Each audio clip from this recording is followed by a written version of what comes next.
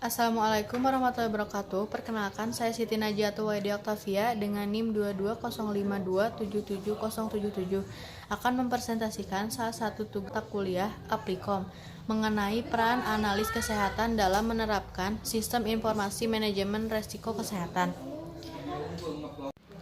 Peran sistem informasi kesehatan pada hakikatnya suatu sistem informasi kesehatan tidak dapat berjalan sendiri.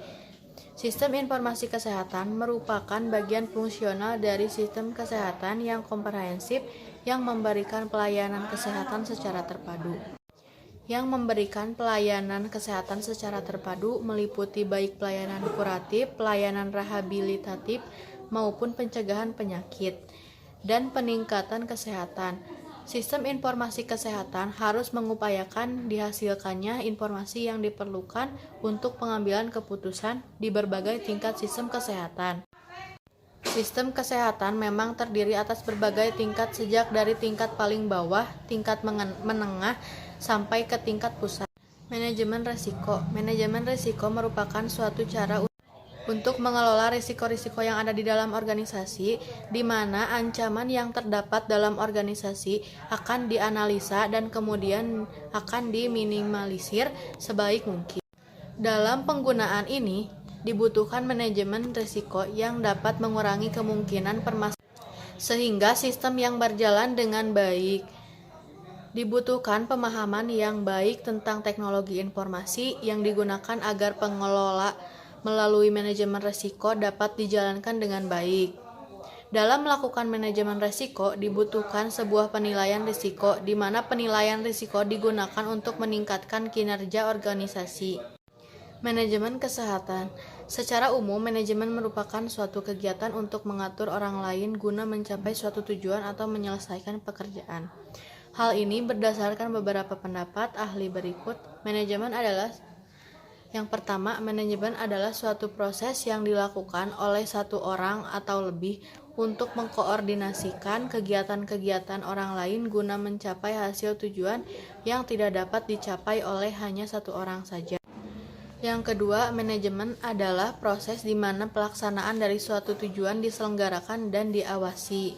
Yang ketiga, manajemen membuat tujuan tercapai melalui kegiatan-kegiatan orang lain dan fungsi-fungsinya dapat dipecahkan sekurang-kurangnya dua tanggung jawab utama, yaitu perencanaan dan pengawasan. Yang keempat, manajemen adalah pencapaian tujuan-tujuan yang telah ditentukan dengan menggunakan orang lain. Tujuan manajemen risiko bertujuan meminimalkan risiko keselamatan dan kesehatan di laboratorium atau rumah sakit pada tahap yang tidak bermakna sehingga tidak menimbulkan efek buruk terhadap keselamatan dan kesehatan sumber daya manusia, pasien, pendamping pasien, pengunjung, maupun lingkungan laboratorium atau rumah sakit. Laboratorium atau rumah sakit perlu menyusun sebuah program manajemen risiko fasilitas, lingkungan, proses kerja yang membahas pengelolaan risiko, keselamatan, dan kesehatan melalui penyusunan manual, kemudian berdasarkan manual yang ditetapkan dipergunakan untuk membuat rencana manajemen fasilitas dan penyediaan tempat, teknologi, dan sumber daya. Organisasi bertanggung jawab mengawasi pelaksanaan manajemen risiko, keselamatan, dan kesehatan kerja di mana dalam sebuah laboratorium atau rumah sakit yang kecil ditunjuk untuk seorang personil yang ditugaskan untuk bekerja purna waktu, sedangkan di laboratorium atau rumah sakit yang lebih besar, semua personil dan unit kerja harus dilibatkan dan dikelola secara efektif, konsisten, dan berkesinambungan. Langkah-langkah manajemen risiko. Yang pertama, persiapan atau penentuan konteks. Penetapan konteks proses manajemen risiko meliputi 1. Penentuan tanggung jawab dan pelaksana. Kegiatan manajemen risiko yang terdiri dari karyawan, kontraktor, dan pihak ketiga. Yang kedua, penentuan ruang lingkup manajemen risiko keselamatan kerja. Yang ketiga, penentuan semua aktivitas baik normal, abnormal, maupun emergensi. Proses, fungsi, proyek, produk, pelayanan, dana set di tempat kerja. Yang keempat, penentuan metode dan waktu pelaksanaan. Evaluasi manajemen risiko keselamatan dan kesehatan kerja. Yang kedua, identifikasi bahaya. Potensial identifikasi bahaya. Potensial merupakan langkah pertama manajemen risiko kesehatan di tempat kerja. Pada tahap ini dilakukan identifikasi potensi bahaya kesehatan yang terpajan dan pekerja, pasien, pengantar, dan pengunjung yang dapat meliputi yang pertama, 1. Fisik. Contohnya kebisingan, suhu, getaran, lantai licin. Yang kedua, kimia. Contohnya formaldehid, alkohol, ethylene oxide, bahan pembersih lantai, desinfektan, klorin. Yang ketiga, biologi. Contohnya bakteri, virus, mikroorganisme, tikus, kecoa, kucing, dan sebagainya. Yang keempat, ergonomi. Contohnya posisi statis, manual, handling, mengangkat beban. Yang kelima, psikososial. Psikososial, contohnya beban kerja, hubungan atasan dan bawahan, hubungan antar pekerja yang tidak harmonis. Yang keenam, mekanikal, contohnya terjepit mesin, tergulung, terpotong, tersayat, dan tertusuk. Yang ketujuh, elektrik. Contohnya tersengat listrik, listrik statis, hubungan arus pendek, kebakaran akibat listrik. Yang kedelapan, limbah. Contohnya limbah padat, medis, dan non-medis, limbah gas, dan limbah cair. Yang ketiga, analisis risiko. Risiko adalah probabilitas atau kemungkinan bahaya potensial menjadi nyata yang ditemukan oleh frekuensi dan durasi aktivitas kerja serta upaya yang telah dilakukan untuk pencegahan dan pengendalian tingkat pajanan. Termasuk yang perlu diperhatikan juga adalah perilaku bekerja, hygiene perorangan, serta kebiasaan selama bekerja yang dapat meningkatkan risiko gangguan kesehatan. Analis risiko bertujuan untuk mengevaluasi besaran atau magnitud risiko kesehatan pada pekerja. Yang keempat, evaluasi risiko. Evaluasi risiko adalah membandingkan tingkat risiko yang telah dihitung pada tahapan analis risiko dengan kriteria standar yang digunakan.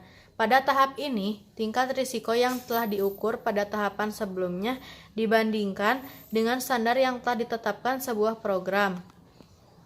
Evaluasi risiko sebaiknya mencakup beberapa elemen sebagai berikut.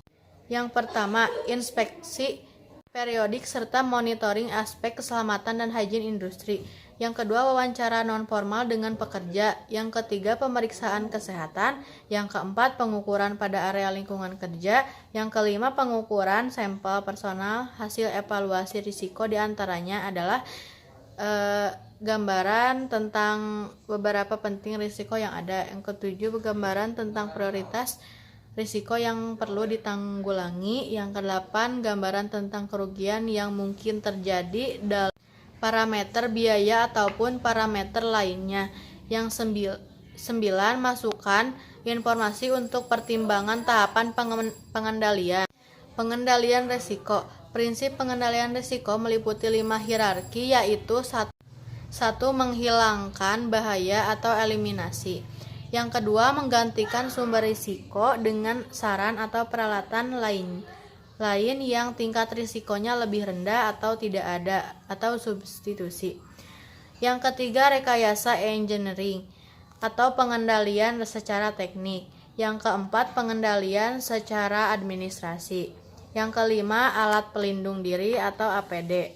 Manfaat manajemen risiko. 1. Kepatuhan. Seperti yang diketahui, manajemen risiko di fasilitas kesehatan telah diatur di dalam beberapa peraturan pemerintah seperti yang pertama, Permenkes nomor 46 tahun 2015, yang kedua, Permenkes nomor 66 tahun 2016, yang ketiga, Pedoman Keselamatan Pasien dan Manajemen Risiko Fasilitas Kesehatan tingkat pertama atau FKTP.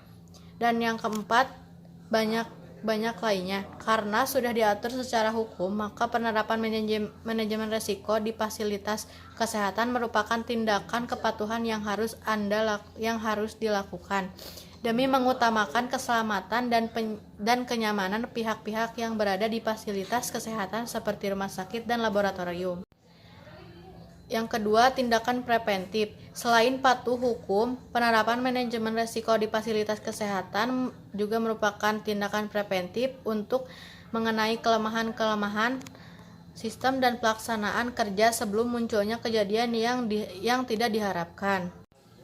Yang ketiga, mitigasi. Manfaat lainnya dari sistem manajemen risiko di fasilitas kesehatan adalah mitigasi atau reduksi potensi kerugian saat terjadinya kejadian yang tidak diinginkan. Yang keempat, pekerja lebih terstruktur. 4. Pekerjaan yang lebih terstruktur. Siapa yang tidak ingin bekerja lebih mudah? Dengan menerapkan sistem manajemen risiko di fasilitas kesehatan adalah tindakan yang tepat, karena sistem ini dapat memberikan kerangka kerja untuk mengumpulkan data yang dapat digunakan memperbaiki outcome pasien. Yang kelima, meningkatkan mutu. Dipercaya dengan adanya manajemen risiko di fasilitas kesehatan sama dengan membantu fasilitas kesehatan tersebut seperti rumah sakit dan laboratorium ataupun puskesmas untuk meningkatkan mutu dengan adanya perencanaan terhadap ketidakpastian, penanganan dampak kejadian yang tidak diharapkan, dan konsep-konsep yang dapat meningkatkan keyakinan pasien. Yang keenam, pendekatan yang lebih konsisten. Untuk melakukan identifikasi, analisis, dan investigasi dalam sistem manajemen risiko di fasilitas kesehatan, digunakan RCA yang dapat membuat hasilnya lebih akurat dan konsisten. Yang ketujuh, satu langkah untuk memenuhi standar lainnya. Dengan mengaplikasikan sistem manajemen risiko di fasilitas kesehatan, maka ini artinya satu langkah lebih maju bagi fasilitas kesehatan seperti rumah sakit, laboratorium, dan puskesmas untuk memenuhi standar-standar lainnya yang terkait dan juga sebagai pemenuhan dari kebutuhan clinical governance. Sekian presentasi dari saya. Terima kasih atas perhatiannya, dan bila ada yang ingin ditanyakan, silakan ditanyakan di kolom komentar. Wassalamualaikum warahmatullahi wabarakatuh.